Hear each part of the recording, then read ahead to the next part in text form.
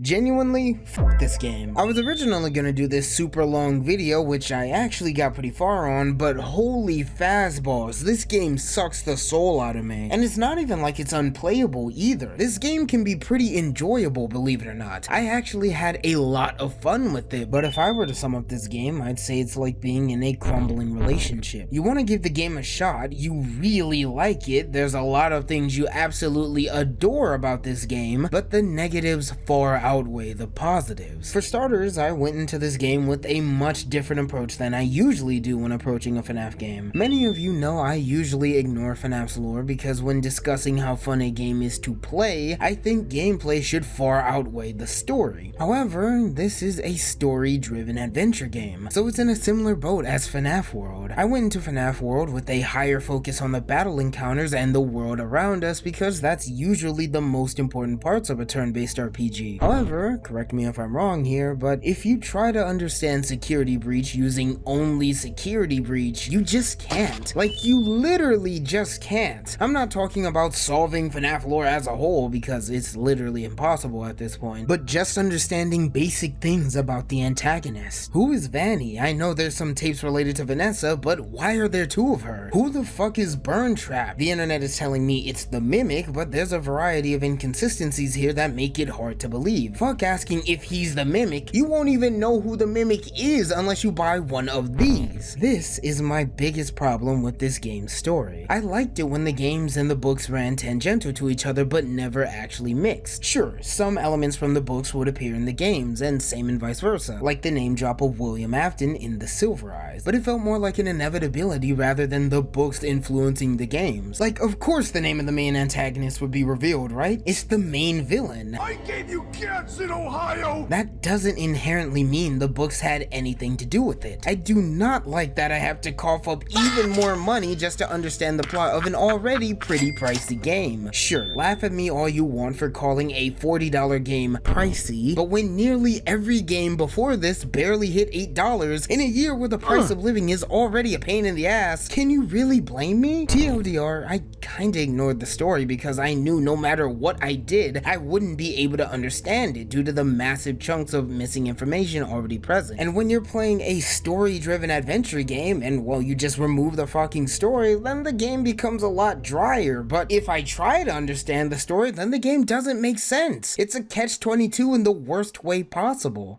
This game plays how you'd expect. You walk around, sprint, jump, and hop in your Freddy-shaped power armor when you feel threatened. I actually don't mind the movement here too much. Sure, it's a little annoying when Gregory can barely jump over a bench, but I never noticed any input lag or delay or really anything clunky directly related to the movement. My problems are actually with the jump scares in Security Breach. This game is one of the most infuriating games to get from point A to point B, and it all has to do with this fucking character. I hate the jump scares in Security Breach, but that doesn't mean I hate the whole game. I absolutely love the Mega Pizzaplex. I think it's single-handedly the most well-designed and beautifully constructed area in FNAF history. This is by far my favorite location in the series. Seeing all the different mini locations and the playful looking carpets and the cute little designs, it all makes me smile. My issue is that traversing the Pizzaplex is a total pain in the ass for a myriad of reasons, but we'll start with the jump scares. These rolling trash cans have the most invasive and spammable jump scares in the series, and they're not even scary either. They're just a pain in the ass to deal with and make traversing the Pizzaplex a fucking drag. You get seen by them, they forcefully pick you up and stare into your soul like they've seen your browser history, and then they have the nerve to spawn an animatronic behind you like you just dropped a new model into a fucking Blender project. It's clunky, it's annoying, and quite honestly, it's self-sabotaging. Why does the game feel the need to announce that an animatronic has spawned? It'd be way cooler and honestly a lot creepier if the animatronic simply appeared somewhere off screen or behind an object or wall and you had a high likelihood of bumping into them. I love the glam rocks, truly I do, but they're fucking chatterboxes. They make the fun times look like mutes. After they've spawned, it'd be nice if they were silent and had their footsteps muted as they search the area for you. It's like they're in a sort of a hunting mode, if you would. It'd punish the player for getting game got in the first place and make the Glamrocks more threatening overall. Their shattered versions are beautiful and an amazing evolution of their character, and I honestly believe that in the right settings, in the right lighting, and maybe without a self-sabotaging sound effect, these guys would be some of the creepiest animatronics in the series, especially Shattered Monty. I also really love that depending on who you shatter, you get a slightly harder or slightly easier experience. No matter who you pick, you still have to end up shattering Roxanne, which permanently blinds her. This makes her immune to both the Phaz Cam and the Phaser Blaster. If you choose to shatter Chica, you can tell every animatronic to fuck off by screeching at them with her voice box. But if you're caught in an area without Freddy, you're absolutely boned. However, if you shatter Monty, you remove his immunity to the Phaz Cam and Phaser Blaster, but miss out on the only ability that can fend off Shattered Roxy. Unfortunately, Chica is just Chica and is weak as fuck throughout the entire game. Can we get an F in the chat for Glamrock Chica fans? They really took an L here.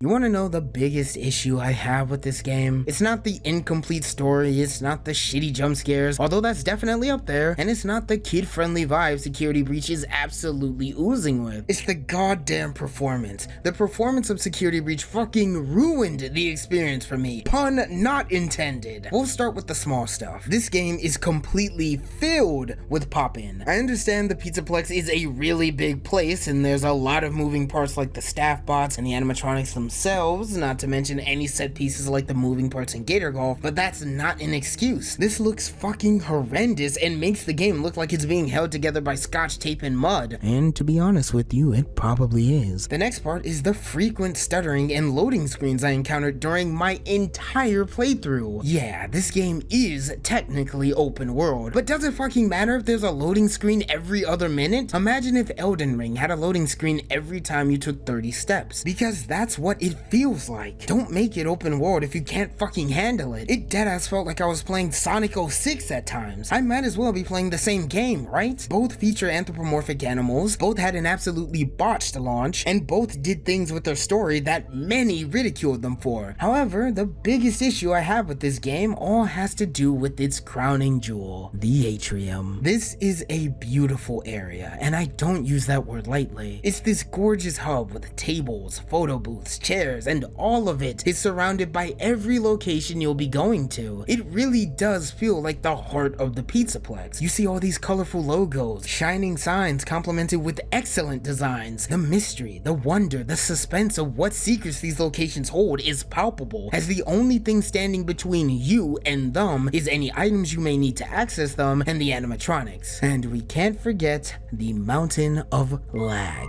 but we'll cover that in a bit. All of this is then topped off with a giant holographic version of the Glamrocks playing on stage, and man, it is fucking awesome. If Steel Wool can do anything, it's decorating an area. However, this little spectacle quickly becomes a pain as soon as you see the game tank. Yeah. Performance-wise, this game sucks. I usually don't talk about how games run on this channel, mostly due to the FNAF games usually running pretty well. The only problems I've had in the past was my headset randomly spazzing out during Help Wanted 1, 2, and Dreadbear. However, I think that's more of an Oculus issue and not a FNAF issue. Unfortunately, Security Breach doesn't have that luxury. The game, quite frankly, runs like ass, specifically when the atrium is nearby. And please remember that word, nearby, not on screen, just in the area. You could be in an entirely unrelated location and the game decides to shit itself because Big Brother Atrium is in the other room playing 2077. I don't know who at Steel Wool thought this was acceptable, but this game turns into a fucking slideshow when you slide into the atrium. And yes, I turned off ray tracing, went into the files, and capped my FPS, which, by the way, is fucking stupid that I had to crack open the game's files to do that. I lowered the game's graphics to potato mode, and I even played the game in windowed mode at a lower resolution, and the atrium still devours my frames. This is unacceptable, and was the biggest reason why I just feel absolutely drained when I open this game. Not to be a nerd here, but I'm playing on a 3070. I can run Cyberpunk 2077 at max graphics and get a consistent frame rate, but you mean to tell me Spooky Bear Game on potato mode is just too fucking strong apparently? Get out of here, Steel Wool. You're a fucking clown, bro. Alright, let's get the elephant out of the room. This final boss was okay. I'm gonna skip over the Apton Trap Mimic Trap fiasco and focus on the actual boss itself, and well, at first it's actually pretty good. Descending down into the pizzeria after defeating the Glamrocks feels almost triumphant in a way, especially after you discover the FNAF 6 pizzeria resting in a giant sinkhole. You make your way past the Blob, one of my favorite FNAF characters simply for how mysterious and animalistic it is, making weird hisses and slurching noises. I fucking love the Blob, such a beautiful character. However, the boss boils down to just one giant waiting sim. You sit in a room, wait for Grandpa Apton to start hacking Freddy, or at least that's what I think he's doing, then you light him on fire for the third fucking time. And then you shut the door on the animatronics before they make it to your room, or scream at Roxy when she bursts into your office, whatever this room is. To be honest with you, it's pretty dull, and the only challenging part is keeping yourself from ending up in some Rule 34 with all the fucking tentacles present. And before it even gets interesting, it's over. All of my time with this game culminates in what feels like sitting in the waiting room for a doctor's appointment. This left me so hollow you'd think I was playing Dark Souls, and approaching this project in the editor just sucked the ever-loving life out of my decaying body. I can't handle the original video I was making on this game, but that doesn't mean I despise it. Sure, I hate its jump scares, its performance, and its fractured lore, but I still love its designs, its locations, and its goddamn soundtrack, and I love what they attempted here. I want to love this game. I really love parts of this game, but I just hate the issues it's buried in. However, this only gets me more excited for the Ruin DLC. Either way, if you want to say hi or just add any comments on what I said today, please share them down below. Consider subscribing or dropping a follow on Twitch if you truly love my content. We just got affiliated on there, so thank you to everyone who helped out. Also, absolutely gargantuan shout out to the sisters at Dual Process Theory. Thank you so much for putting my goofy little thumbnail in your 2-hour-long FNAF masterpiece. It still feels so surreal knowing that one of my childhood heroes, MadPat, now actually knows that I exist. And I know I didn't go over the Freddy repair sections, the daycare, or the endo zone, but I guess just like the game, this video is incomplete.